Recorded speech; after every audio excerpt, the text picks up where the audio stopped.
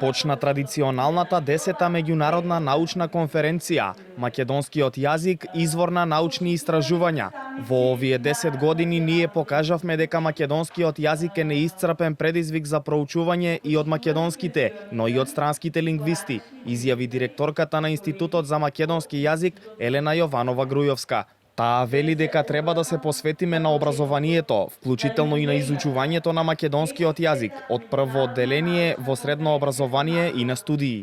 Сметаме дека македонскиот јазик доволно го познаваме. Не го познаваме доволно, затоа и грешиме во јавната комуникација, во јавни настапи и така натаму. Треба уште да се реализира потребата што стои во Законот за употреба на македонскиот јазик за вработување лектори во сите установи.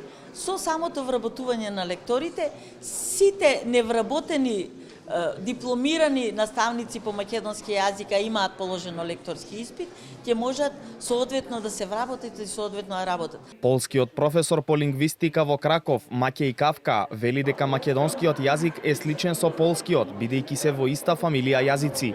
Тој вели дека во Полска има заинтересираност кај младите да го изучуваат македонскиот јазик, па затоа според него Македонија како држава треба да вложува во развој на јазикот. Во Краков има интерес, имам познати студенти, се контактирам со лекторката и има студенти кои сакат да учат македонски, сакат да зборуваат македонски, сакат да доаѓаат во Македонија, посебно за летната школа во Охрид, и тие се контактираат. Само треба, од мојата гледна точка, мислам, повеќе би требало да има интерес од Македонија, да се развива македонистика во Полска. Не знам, некои стипендии.